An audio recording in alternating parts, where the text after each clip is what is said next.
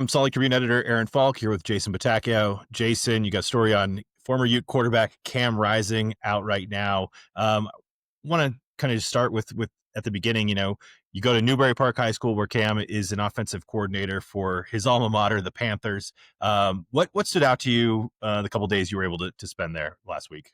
Yeah, it was just really happy. It was a big, I guess, difference from what we saw at the end of last season. Just, obviously a lot of disappointment surrounding that season. Cam had a season-ending and career injury. And so I don't know. The first thing I noticed was he was just smiling, having a good time.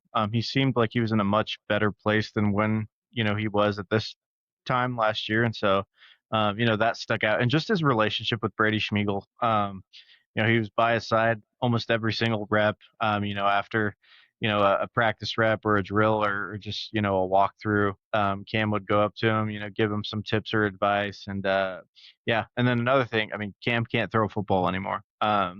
He can't grip, he can't throw. So that was something that caught me off guard as well. Yeah, I mean, talk about the reporting process of this. It sounds like this maybe we haven't heard much from Cam Rising, if at all, since he announced his medical retirement in May. Yeah, I don't think he's done an interview since last like October. Like it was his final press conference.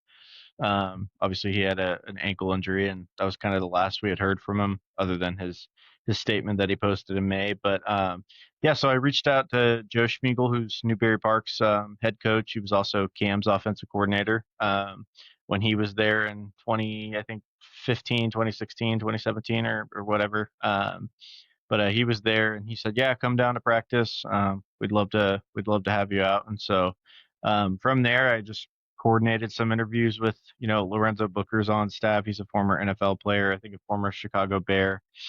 Like Cam, his career was kind of derailed by injuries, and so yeah, I was kind of not weary, but just kind of hesitant to see if Cam would talk to me when I showed up. But he was very gracious to have me there. Very provided a lot of insight. I talked to his dad, and so from there it was just kind of waiting to see if he would talk, or waiting to see if I would have to do his story without his voice, which more than able to do. But it definitely makes it easier when the subject that you're working on kind of talks to you about it. And so yeah, I watched practice, was kind of just shadowing him on the sidelines. I had my notebook out, just kind of capturing scene, like all that good stuff. So yeah. There's some things that Cam and his family don't want to talk about. What and some things they obviously were willing to share. What sort of was their reaction to maybe talking about injuries, talking about the University of Utah, and then what insights were you able to glean from your conversations with him? Yeah, I think Cam is obviously. I think you know his his time at Utah ended, or it didn't end the way I think he wanted it to. And I think you could probably say the same about Kyle Whittingham. Everybody that was on that team last year. I mean, they were at the top of the world, expecting to win another conference championship and ultimately make it to the college football playoff. And injuries derailed his career that season, and just like I think to a point, he feels like he left some stuff on the table, and there's just that what if, like, could he have gone to the NFL? Could he have done that? And so, from the conversations I had with Cam, it was just like, he looks on his time at Utah fondly. He's sad about the way it ended, but he told me, he said life doesn't stop for anybody, so you just have to keep pushing. And so, I think Cam's at a phase where he's just trying to figure out what's next. But I think he wants to be a part of football in any way he can. And what better way to do it than coach, somebody who's looked up to you since, he was Cam's ball boy at Newberry Park. What better way to do it than be at your alma mater? And so, it seems like he's happy in the space that he is in now, but obviously there's still, that thought that lingers, at the back of his mind, like, could he have gone to the NFL? It's hard watching his teammates, or former teammates, play in the NFL. And so I think there was an actual belief that Cam, could have been a maybe not a starter, but like a good NFL quarterback. And so, yeah, I think it's kind of like that push and pull where he's he's obviously in a transition phase. He doesn't know if coaching is this going to be a gig for him long term. But he obviously still wants to be around football because it's what he's grown up doing. I mean, he loves it. He's a football guy. He told me he just loves ball, and so yeah, that's kind of what I took away from our conversations. Yeah, there's a quote in there from Lorenzo Booker that basically says like your biology knows it's the start of football season, and if you Right. don't have that, something's off. And it Hmm. sounds like Cam has found that at least in some way for the time being, and that's maybe helping his transition through a pretty difficult time. Yeah, yeah, I would agree. And I mean, the people that I talked to, I mean, Lorenzo said that he had to talk to Cam just about, obviously like the fundamental stuff, like how does Brady Smigiel prepare? What is it like coaching high schoolers? Like all those questions Cam had, but really their conversations were centered around like how can this provide him a purpose, and just kind of I guess a way to keep his mind, I guess, healthy. Brady told me he was like, "Yeah, football's therapeutic, and just even being a part of it is a good thing for Cam." And so, yeah, Uh, a weird ending, as you mentioned, to the Cam Rising era in Salt Lake City. Um, what do you think sort of his legacy is going to be, both in the short term and the long term? Because I think there was some frustration, despite all of his success. And we get into kind of an interesting ending to what could be an all time great quarterback's career here.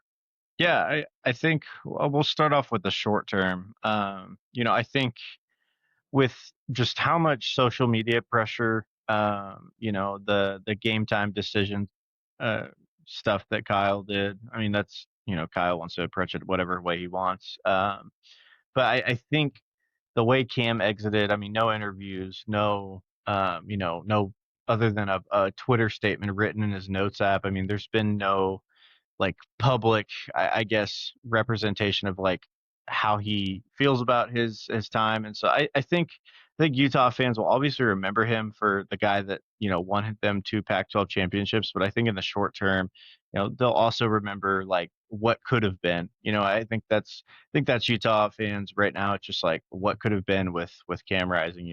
Had he been healthy last season. What could have been in 2023 had he been healthy.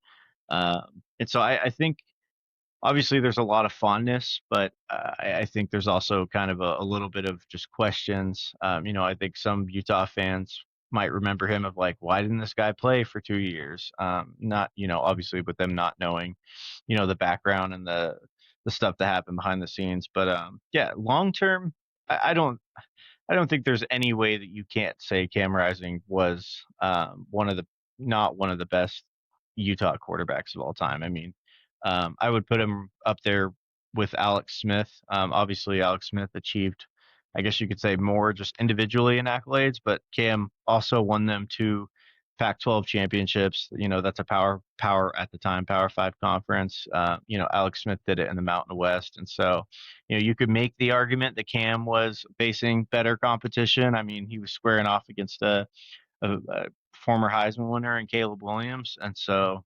yeah, I think in a long term view of it, I mean, Cam's one of the best Utah quarterbacks of all time, and I think it's going to be that way. And I think there will be a time where the program honors him, where Cam wants to be honored and all that stuff. But I think just with all the pressure, all the questions, all the articles, all the headlines, I think Cam just right now at least just kind of wanted a little bit of space away from the limelight, which is fine. Sometimes people need that, and so yeah. Absolutely. Well, I think you captured a lot of interesting things well in your story, which is out on sltrib.com. Thanks, Jason. Thanks for your coverage, and we'll talk to you later. Awesome. Thank you, man.